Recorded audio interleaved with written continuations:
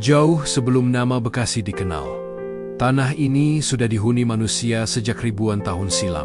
Bukti sejarah ditemukan di sekitar aliran Kali Bekasi dan sungai-sungai kecil yang mengalir menuju Laut Jawa. Para ahli arkeologi menemukan peralatan batu, fosil hewan purba, dan peninggalan lain yang menandakan bahwa Bekasi merupakan bagian dari jejak panjang kehidupan manusia prasejarah di Pulau Jawa. Kehidupan masyarakat purba di Bekasi sangat bergantung pada sungai. Sungai bukan hanya sumber air, tetapi juga jalur pergerakan, tempat mencari ikan, serta pusat kehidupan. Mereka hidup dari berburu, meramu, lalu berkembang menjadi petani sederhana ketika menyadari tanah di sekitar Bekasi sangat subur untuk ditanami. Selain itu, letak geografis Bekasi yang berada di dataran rendah membuatnya menjadi tempat yang nyaman untuk dihuni. Hutan lebat dan lahan basah menyediakan sumber makanan melimpah.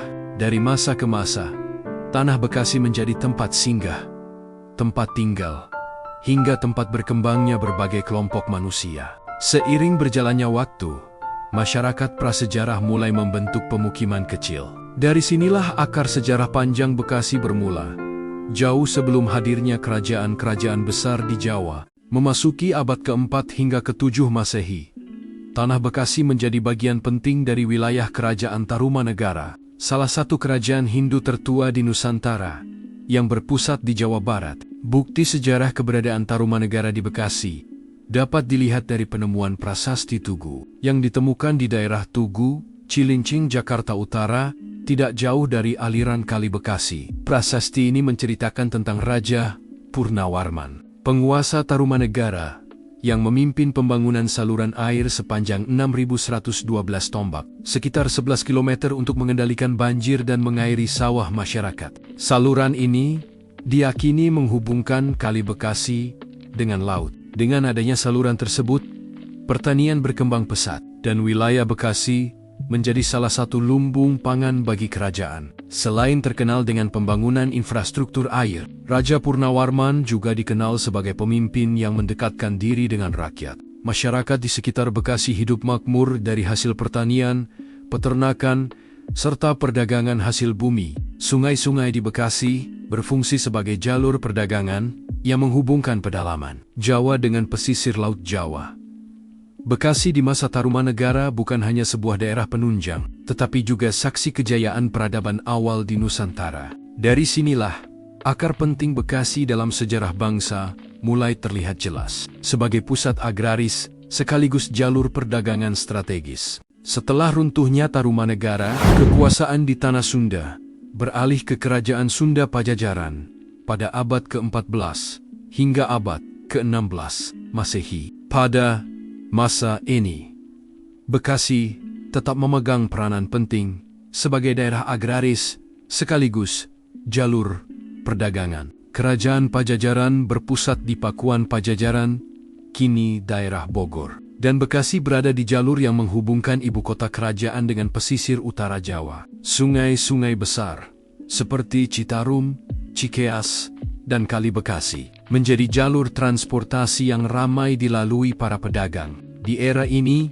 masyarakat Bekasi semakin maju dalam bidang pertanian. Hasil bumi seperti padi, kelapa, buah-buahan, hingga kayu dari hutan-hutan sekitar menjadi komoditas utama. Bekasi juga dikenal sebagai daerah yang banyak ditinggali para petani dan nelayan, dengan kehidupan yang cukup makmur berkat suburnya tanah. Namun, Bekasi juga menjadi saksi masa-masa genting ketika Kerajaan Pajajaran mulai menghadapi tekanan dari luar. Kedatangan Islam yang mulai menyebar dari wilayah pesisir, terutama dari Kesultanan Cirebon dan Demak, membuat Pajajaran berada dalam posisi sulit. Bekasi sebagai daerah perbatasan menjadi salah satu wilayah yang lebih dulu merasakan pengaruh perubahan ini.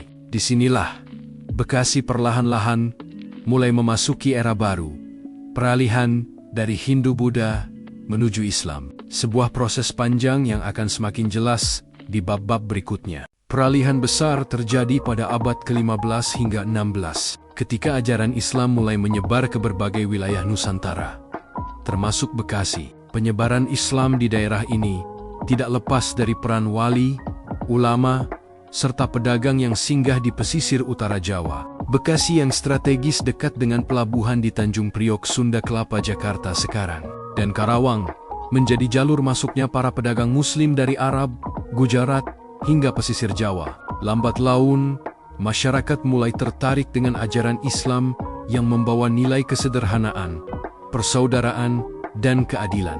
Salah satu tokoh penting dalam proses ini adalah Syekh Kuro, ulama besar dari Karawang, yang diyakini juga turut berdakwah hingga ke Bekasi.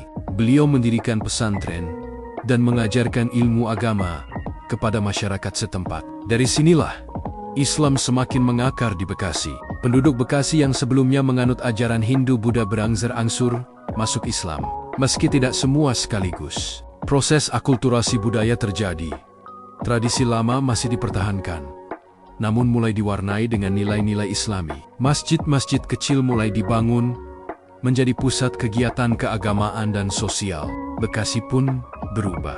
Dari daerah yang dulunya dikenal sebagai tanah subur, peninggalan Tarumanegara, dan Pajajaran, menjadi wilayah yang perlahan-lahan berkembang dengan identitas Islam yang kuat. Islam bukan hanya membawa perubahan dalam keagamaan, tapi juga dalam sistem sosial dan politik. Karena kelak Bekasi akan menjadi bagian dari wilayah kesultanan yang lebih besar. Setelah Islam mulai kuat di tanah Jawa, kekuasaan politik pun beralih dari kerajaan Hindu-Buddha menuju kesultanan Islam. Bekasi, karena letaknya yang strategis di sebelah timur Batavia Jakarta sekarang, ikut menjadi bagian dari dinamika besar ini. Pada awalnya, wilayah Bekasi masuk ke dalam pengaruh Kesultanan Banten yang menguasai jalur perdagangan penting di pesisir barat Jawa. Sungai-sungai yang mengalir di Bekasi menjadi jalur distribusi hasil bumi, beras, kayu, hingga rempah. Bekasi menjadi penyangga ekonomi bagi wilayah pesisir. Namun, dalam perkembangan sejarahnya, Bekasi juga tak luput dari pengaruh Kesultanan Mataram yang ingin memperluas kekuasaan ke barat Jawa. Konflik antara Banten dan Mataram seringkali membuat Bekasi menjadi wilayah rebutan. Di masa itu, rakyat Bekasi hidup di tengah ketidakpastian. Kadang tunduk kepada Banten, kadang berada di bawah Mataram. Meski demikian, masyarakat Bekasi tetap berpegang pada nilai Islam yang sudah mengakar. Ulama dan kiai menjadi panutan, sekaligus pelindung moral rakyat di tengah pergolakan politik. Bekasi juga mulai dikenal sebagai daerah lumbung padi karena tanahnya yang subur dan sistem irigasi yang baik. Hal ini membuat wilayahnya semakin dilirik oleh kekuatan-kekuatan besar, termasuk bangsa asing yang mulai masuk ke Nusantara.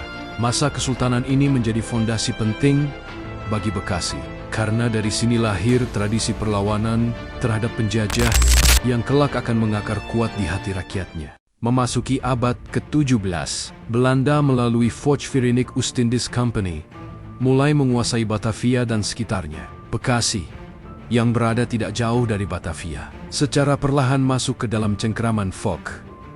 Awalnya, Volk hanya ingin menguasai jalur perdagangan, terutama beras dan kayu dari Bekasi yang dianggap sangat penting bagi kebutuhan pangan Batavia. Namun lama-kelamaan, mereka juga ikut campur dalam urusan politik dan pemerintahan lokal. Para penguasa pribumi dipaksa tunduk pada peraturan Volk, sementara rakyat dipaksa membayar pajak dan menyerahkan hasil panen.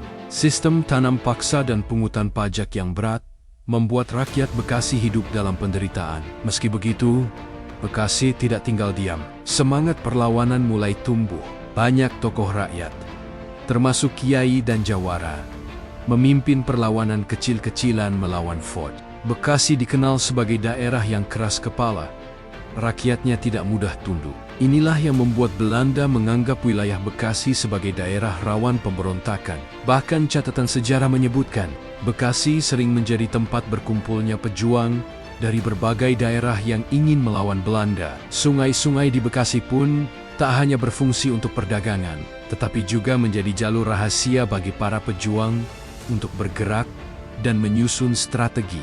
Dari sinilah cikal bakal semangat perlawanan Bekasi semakin kuat, yang kelak akan mencapai puncaknya di masa-masa berikutnya. Ketika Jepang menduduki Indonesia pada 1942, Bekasi mengalami masa sulit. Pemerintah Jepang memanfaatkan Bekasi sebagai pusat pengumpulan bahan pangan dan tenaga kerja paksa. Banyak rakyat Bekasi yang dipaksa bekerja di perkebunan, proyek jalan, dan fasilitas militer Jepang. Namun, di balik tekanan tersebut, semangat perjuangan rakyat Bekasi tidak padam. Banyak kelompok rahasia terbentuk, berkoordinasi dengan Laskar Rakyat di Jakarta, Karawang, dan Bogor. Bekasi menjadi salah satu wilayah penting sebagai basis logistik dan pergerakan pejuang kemerdekaan. Setelah proklamasi 17 Agustus tahun 1945, Bekasi turut aktif dalam mempertahankan kemerdekaan. Laskar Rakyat Bekasi terlibat dalam pertempuran melawan pasukan Belanda yang ingin kembali menjajah. Pertempuran sengit terjadi di beberapa titik strategis, termasuk di jalur utama antara Jakarta dan Karawang. Rakyat Bekasi menunjukkan keberanian dan pengorbanan yang besar. Banyak desa menjadi saksi perlawanan rakyat, sekaligus tempat persembunyian dan penyimpanan senjata. Semangat ini menegaskan Bekasi sebagai kota yang tidak hanya kaya sejarah agraris, tetapi juga memiliki tradisi perjuangan dan patriotisme yang kuat.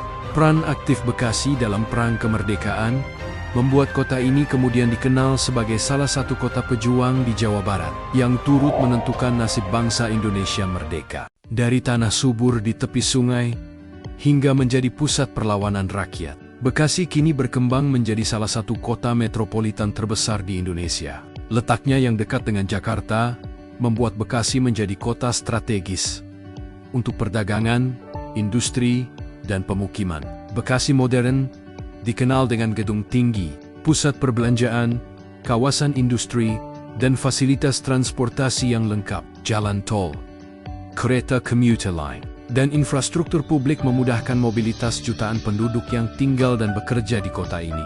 Meski berkembang pesat, Bekasi tetap menyimpan jejak sejarahnya. Sanggai Bekasi, meski mengalami urbanisasi, masih menjadi saksi perjalanan panjang kota ini dari masa prasejarah, era kerajaan, kolonial, hingga kemerdekaan. Beberapa peninggalan masjid, situs kolonial, dan makam tokoh pejuang masih terawat dan menjadi identitas kota. Bekasi juga mempertahankan budaya lokal Sunda yang berpadu dengan kehidupan modern.